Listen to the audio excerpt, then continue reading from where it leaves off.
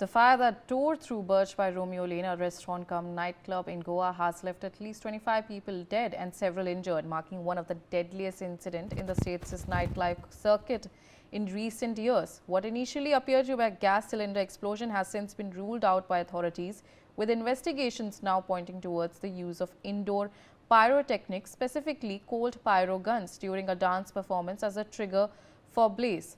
My colleague Shikha Sararia has spoken to Naveen Chand, brother of Vinod Kumar and husband of Kamla Joshi, two of the victims killed in Goa fire. Let's take a look at that. 15 minutes and a family has lost 4 of its members. It's a grief that is indescribable. It is a grief that nobody, no human should ever be made to see. But the Joshis and the Chands are facing a pain which is indescribable and a sorrow that has befallen on them suddenly out of nowhere. I'm joined by Mr. Naveen Chand and Mr. Saksham, and I'm going to talk to them about the Goa tragedy that has killed 25 people, including 4 of their family members. Naveen ji, बहुत बड़ा सदमा है जो घटनाक्रम आपके साथ हुआ है, किसी के साथ नहीं होना चाहिए लेकिन हो गया है। 4 आपके अनमोल आपके रत्न चले गए आपके परिवार के। मैं जानना चाहूँगी आपसे, क्योंकि आप वहाँ पहुँचे 7 तारीख में जब ये घटनाक्रम ख़त्म हुआ, उसके बाद आपने वहाँ पे बॉडीज़ को आइडेंटिफाई भी किया। इस दौरान क्या मंजर आपने देखा वहाँ पे, क्या जगह पे भी आप गए वहाँ पर? मैम, हम गए थे हॉस्पिटल में, तो वहाँ त्राही त्राही मच रखी थी। बॉडी ऐसी रखी पड़ी थी जो हमें अभी तक उसमें सदमा लगा कि बॉडी को मतलब ऐसे फेंक रखे थे।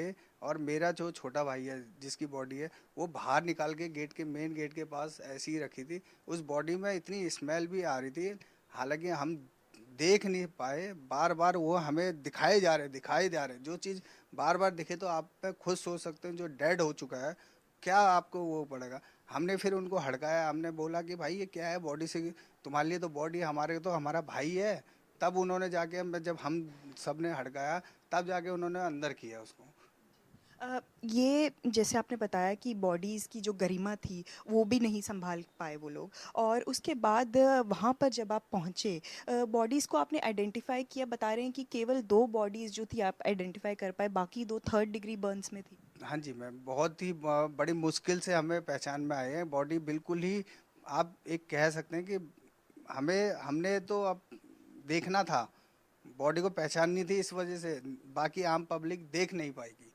इस तरीके से बॉडी का वो हो रखा था कि बिल्कुल जली, बिल्कुल ही वो है कि हड्डी का पार्ट, सिर्फ हड्डी दिख रही थी, बाकी और कुछ नहीं है। मेरे को तो बिल्कुल अभी तक सदमा लगा है। मैं आपको, वहाँ की गवर्नमेंट ने हमारी कुछ हेल्प करी नहीं, उल्टा हम वहाँ सुबह से लेके रात भर ऐसे ही घूमते रहे। हम सबको बोल रहे थे, वो कह रहे थे आज भी मिल जाएगी। वहाँ हमें डरा दिया कि आप मीडिया से भी बात नहीं करेंगे। ये भी आपको कहा गया कि मीडिया से बात नहीं करनी, मना किया गया है? मना किया है। अगर आप मीडिया से बात करेंगे तो आपकी बॉडी होल्ड हो जाएगी, क्या पता जाए ना। ठीक है, तो आप एक तरीके से धमकी आप लोग को दी? मैम प्रॉपर धमकी है वो भी। अब हमें पहले अपना जो बॉडी जो जा चुकी है, कम से कम उनको हम लेने के चक्कर में, इसलिए हम थोड़ा माइंड को शांत करके हमने वहाँ मीडिया से किसी से भी बात नहीं करी। जबकि हमें आते ही सबसे पहले यही बोला कि आप मीडिया से फेस नहीं करोगे। और वहाँ की गवर्नमेंट छोड़ो, वहाँ के आम पब्लिक, जो हम कहते हैं ना गोवा है, तो मैम गोवा मुझे नहीं लगा सबसे 3rd क्लास का। हम अपने हर किसी को यही बोलेंगे कि गोवा घूमने कभी मत जाओ, वहाँ कोई रिस्पॉन्स ही नहीं है किसी भी। वहाँ एक कहते हैं कि आदमी की कीमत ही नहीं है। मतलब कहते हैं, मेरी वाइफ, मेरी जो बहू है, उन्होंने यही बताया कि वहाँ उसके साथ जो जाती है किसी ने सुन, अब वो चिल्ला रही है सब जगह। वहाँ एक अपने कोई नेता लोग हैं, वो कह रहे हैं अपनी बॉडी देखो कोई चली गई। वहाँ सिर्फ 25 ही मरे में, पता नहीं और कितने। हम तो इसलिए मीडिया पे आए कि ताकि जो और हैं उनको कम से कम वो मिले। भावना जी वहाँ पे अकेले थी, उन्होंने सब कुछ देखा और उन्होंने ये भी बताया कि मतलब बिल्कुल ही कुछ ही मिनटों में सब कुछ ख़त्म हो गया, स्वाहा हो गया, और उनको किसी ने धक्का मारा, शायद विनोद जी ने ही उनका धक्का मारा बाहर जाने के लिए। मैम धक्के विनोद जी ने ही बोला, लेकिन विनोद जी खुद रह गए। अब उन्होंने बचाने का भी प्रयास कर रहे थे। मैम बचाने का ही प्रयास है कि पहले उनको करा कि चलो तुम चलो, और वो धक्का धक्की में वो उनका हाथ छूट गया तीनों से, और तीनों इधर से नीचे की तरफ गए, तो वहाँ ये पूरा क्रॉस हो गया हमारा, तो हम कह ही नहीं सकते, हमारे को बयान नहीं है, हम खुद सदमे में पड़े हैं। और हमारे कोई सरकार ने भी वहाँ की हेल्प नहीं करी है।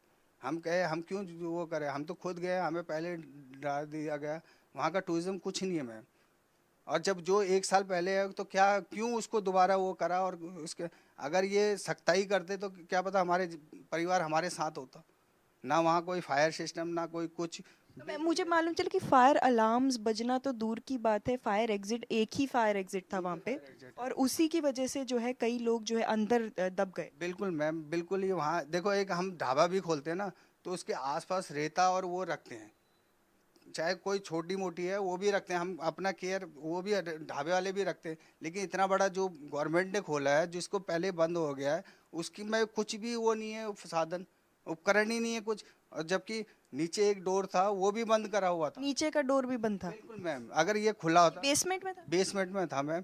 मेरे को जो मेरी बहू बता रही है, अगर वो डोर, चलो विंडो भी अगर कुछ होते तो उससे भी थोड़ा धुआं बाहर तो निकलता है, लेकिन कुछ भी नहीं है, वो पूरा पैक है मैम। एक्चुअली वो बनाया इस तरह से गया ताकि वो साउंड प्रूफ रहे शायद, ठीक है। तो कोई नॉर्म्स नहीं, कोई प्रोटोकॉल सकते उसको बनाया नहीं गया, कोई फायर एक्सटिंग्विशर नहीं, कोई फायर अलार्म नहीं। अगर उसको ऑन द स्पॉट से स्पार्क को रोका जा सकता था तो सबको बचाया जा सकता था।